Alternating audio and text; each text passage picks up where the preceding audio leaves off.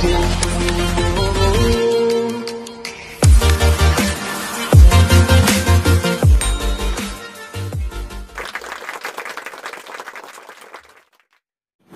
sebenarnya tujuan sekolah bersekolah itu apa Pak kalau seperti itu? Iya, pastinya kan kalau tujuan itu kita tidak dapatkan, iya. Berarti kita hanya sekedar mengejar nilai. Jadi tujuan bersekolah itu apa sih gitu Pak kalau misalnya seperti itu kondisinya ya?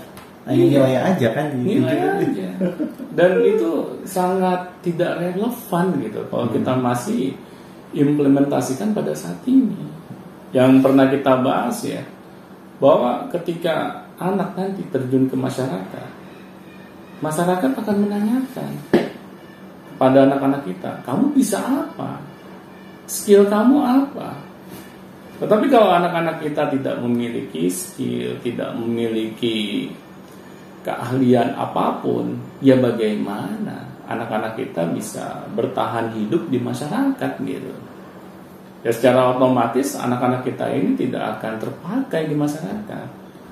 Nah oleh karena itu dengan adanya homeschooling, tujuan homeschooling itu menyediakan media belajar yang dapat membangkitkan potensi anak-anak kita. Sekarang tujuan belajar seperti itu harusnya. Pastinya. Jangan lagi tujuan belajar itu nilai, tapi tujuan belajar itu sekarang itu harus mulai ke arah potensi anak itu apa gitu. Iya, itu sudah wajib gitu hukumnya. Karena kalau nilai doang zaman sekarang nggak tahu juga. Buat apa? Nggak akan ada gunanya gitu. Iya, di pamer-pamer juga ya katanya. Iya, mungkin kalau kita pamer-pamerin kebanggaan kita hanya sesaat. Iya gitu. Setelah itu apa? Betul. Apakah hal itu akan membuat anak kita nanti menjadi sukses di masa depannya kah? Iya. Kan belum tentu.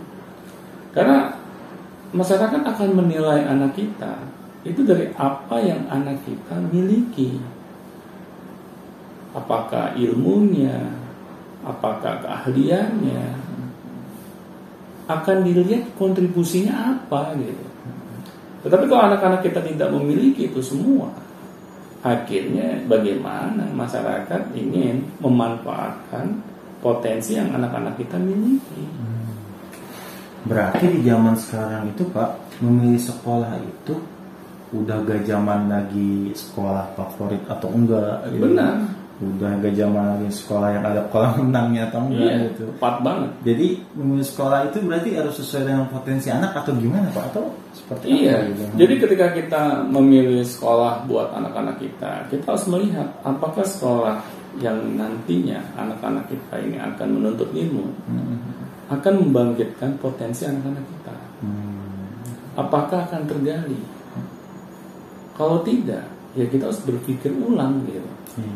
Untuk menyekolahkan anak kita di tempat tersebut. Yang disia-siakan waktunya. Yang disia-siakan. Karena masa-masa SMP,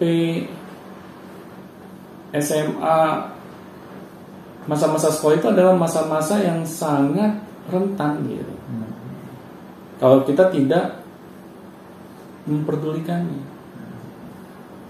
karena waktu yang dimiliki oleh anak kita dalam menggali potensinya itu sebenarnya terbatas loh, dari usia anak-anak hingga menjelang dewasanya. Itu yang golden age-nya gitu. Itu yang golden age-nya. Nah oleh karena itu kita harus lebih hati-hati dalam memilih sekolah buat anak-anak kita. Kita pikirkan nih, di masa-masa sekolah nanti yang anak-anak kita jalani akan tergali nggak potensinya? Atau malah terhancurkan? Ya, banyak yang kayak gitu ya. Nah, kalau tidak, nanti anak-anak kita itu akan menanggung akibatnya di masa depan. Apakah itu yang kita inginkan sebagai orang tua? Kalau misalnya nih, dulu ketika kita sekolah, para orang tuanya merasa tidak ada manfaatnya, merasa tidak tergali potensinya, masa kita ulangi lagi sih buat anak-anak kita? Berarti kita nggak fair dong, kita nggak belajar dari kesalahan kita pribadi dong. Nah seharusnya kan ini bisa menjadi cara kita untuk mengubah tradisi yang sudah ada. Nah, tetapi memang orang tua di sini tidak bisa gitu, hanya menyerahkan ke pihak sekolah. Meskipun pola belajarnya secara homeschooling, orang tua di sini harus terlibat juga. Jadi harus tetap ada keterlibatan orang tua. Harus tetap ada, tidak mungkin gitu. Karena itu prinsip mungkin Pak ya. Itu sangat prinsip. Sekolah jenis apapun tanpa keterlibatan orang tuanya akan menjadi tidak ada manfaatnya.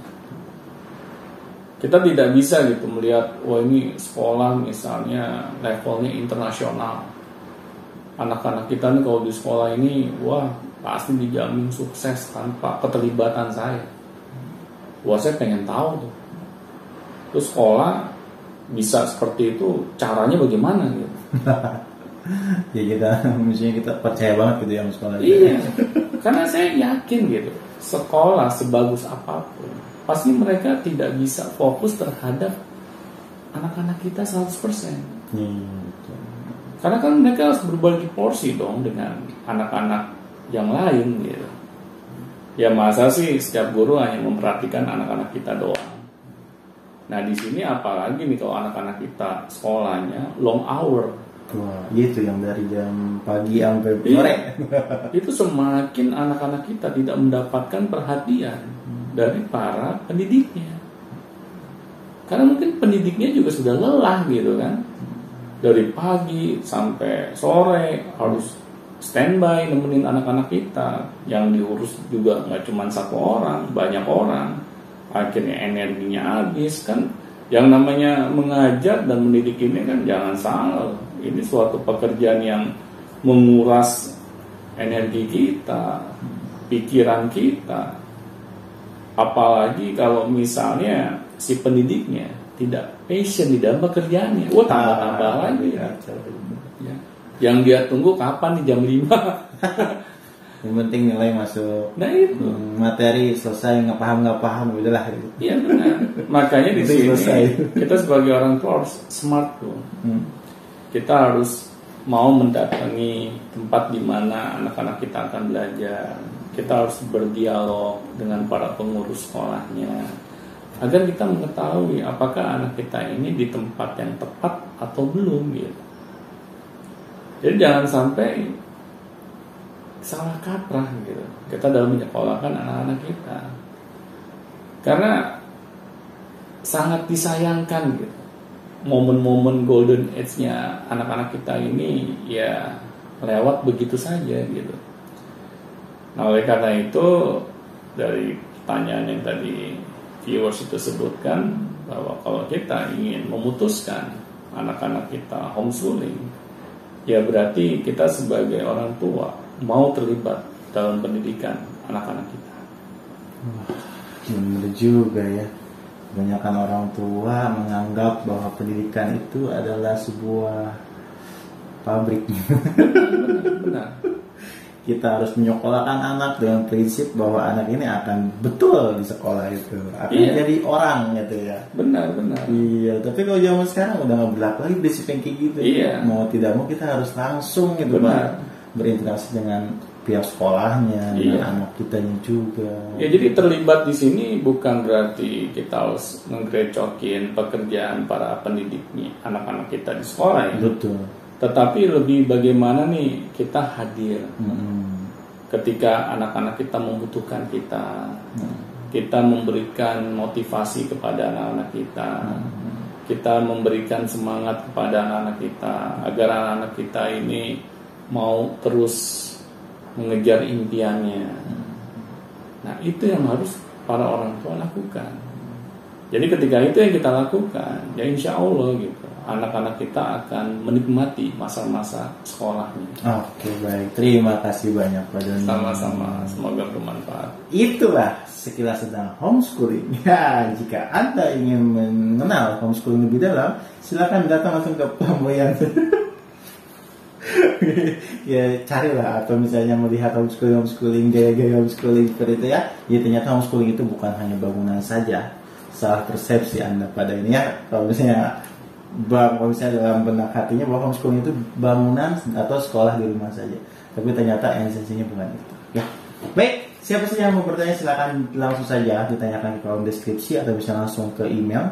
Banyak sih viewers itu bertanya ke email sih, tapi ya lebih privasi mungkin ya, atau misalnya kalau di kolom komentar kayaknya takut gitu kalau misalnya di email bisa lebih panjang, lebih privasi, dan itu silakan kita jadi masalah ya, kita pasti akan baca emailnya dan cek terus tahunnya. Ada beberapa viewers yang sudah bertanya namun ketika dibalas atau ditanyakan, ada beberapa hal yang ditanyakan tidak dibalas lagi emailnya, mungkin emailnya itu kehapus gitu atau tidak dicek seperti itu. Jadi cek saja. Baik, terima kasih kalau misalnya sudah tidak ditanyakan ya, kayak guru nih. Baik, sampai jumpa di video netizen selanjutnya. Sampai jumpa.